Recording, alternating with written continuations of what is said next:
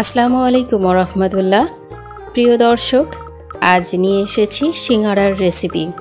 কিভাবে এই চমৎকার সিঙ্গাড়াটা তৈরি করে নিয়েছি খুব সহজে, সেই রেসিপিটি আজ আপনাদের সঙ্গে শেয়ার করব। চলুন তবে এই মজাদার সিঙ্গাড়া তৈরির পুরো প্রস্তুত প্রণালীতে। সিঙ্গাড়া তৈরি করতে আমার লাগছে এখানে ময়দা। নিয়ে নিব 2.5 কাপ ময়দা। এখানে আছে আরও হাফ কাপ। লাগছে 1 চা চামচ কালো জিরা, দিয়ে দিচ্ছি 1 চা চামচ লবণ।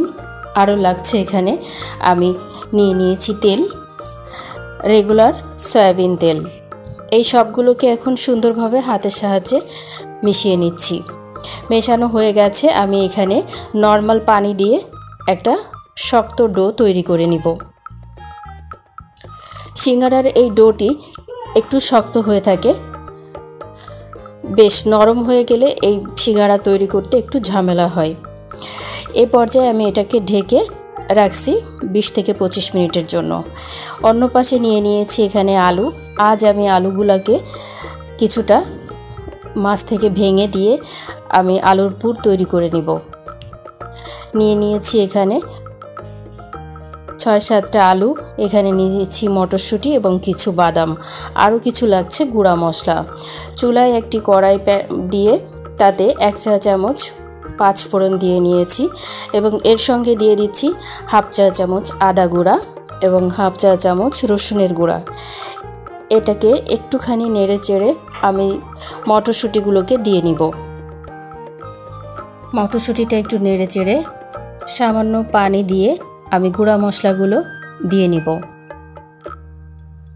দিয়ে দিচ্ছি এখানে স্বাদ মতো লবণ 1 চা চামচ, 1 চা চামচ জিরা গুঁড়া, 1 চা চামচ শুকনো জলের গুঁড়া, হাফ চা চামচ হলুদ গুঁড়া।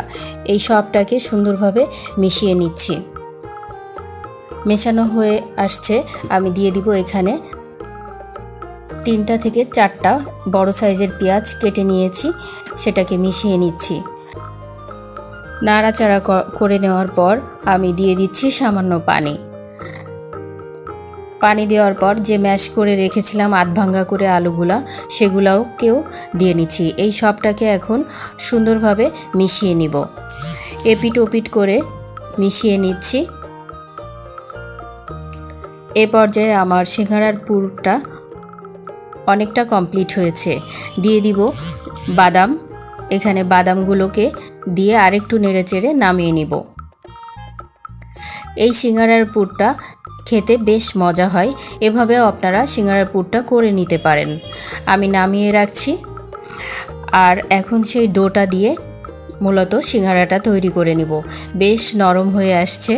আমি এখন এই ডোটাকে আরেকটু মথে লেচি কেটে নিচ্ছি। ছোট ছোট করে আমি সিঙ্গাড়ার জন্য রুটি বেলে নিব। এই রুটিগুলা বেশ বড় রুটির দরকার হয় না, একটু লম্বাটে করেই আমি রুটিটা বেলে নিচ্ছি এবং মাছ থেকে ছুরি দিয়ে কেটে 2টা সিঙ্গাড়া তৈরি করে নিব। খুব ইজি প্রসেস, একটু দেখলেই বোঝা যাবে কিভাবে করে নিয়েছি। একটার উপরে আরেকটা দিয়ে ভাঁজ দিয়ে নিব। এরপর এটার মাঝে আমি পুর দিয়ে নিচ্ছি। সিঙ্গাড়ার পুরটা একটু বেশি দিলেই দেখতেও ভালো দেখায় আর খেতে বেশ মজা হয়। আমি একটু বেশি করেই দিয়ে নিচ্ছি এবং 2 পাশ থেকে টেনে আমি এখন মুখটা লাগিয়ে দিচ্ছি। এই তো হয়ে গেল আমার সিঙ্গাড়া। আমি আরেকটি করে দেখাচ্ছি বোঝার সুবিধার্থে। এভাবে পুর দিয়ে আমি 2 পাশ থেকে সিল করে মুখটা লাগিয়ে নিব। হয়ে গেল। এভাবেই আমি বাকিগুলো করে নিয়েছি। এখন ভেজে নেওয়ার পালা। চুলায় একটি কড়াই বসিয়ে দিয়েছি এবং তাতে পর্যাপ্ত পরিমাণে রান্নার সয়াবিন তেল দিয়ে নিচ্ছি। তেলটা বেশ একটু গরম হয়ে আসলে সিঙ্গাড়াগুলোকে দিয়ে নিচ্ছি। এ পর্যায়ে চুলার আঁচটা মিডিয়াম করে রাখবো, খুব বেশি হাই হিটে রাখবো না, তাহলে শুরুতেই ভেতর থেকে বাইরের আবরণটা ভাজা হবে, ভেতরটা কাঁচা রয়ে যাবে। আমি অল্প আঁচে সিঙ্গাড়াগুলোকে ভেজে নিচ্ছি সময় নিয়ে। নেড়ে চেড়ে দিচ্ছি এবং বেশ একটু কালার হওয়া পর্যন্ত অপেক্ষা করব।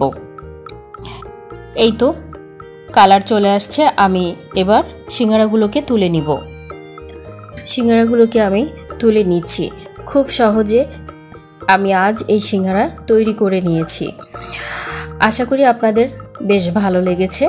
আমি এখন এই সিঙ্গারাগুলোকে একটি সার্ভিং প্লেটে তুলে নিচ্ছি। এই তো আমার একে একে সবগুলো তুলে নেওয়া হয়ে গেছে। সাজিয়ে দিচ্ছি সিঙ্গারাগুলোকে। দেখতে যেমন সুন্দর হয়েছে আর খেতেও বেশ মজা হয়েছে। আমি উপর থেকে এখানে পেঁয়াজ কেটে তার রিংগুলোকে উপরে দিয়ে দিয়েছি, সঙ্গে দিয়েছি টমেটো সস। আমি এখান থেকে একটি সিঙ্গারা ভেঙে দেখাচ্ছি ভেতরটা কত সুন্দরভাবে হয়ে গেছে। খেতেও বেশ মজা হয়েছে। আজকের এই সিঙ্গারাটা রেসিপি আপনাদের যদি ভালো লেগে থাকে তাহলে বাসায় ট্রাই করে দেখতে পারেন। আশা করি ভালো লাগবে। পরবর্তী ভিডিওর আমন্ত্রণ জানিয়ে এখানেই শেষ করছি। আল্লাহ হাফেজ।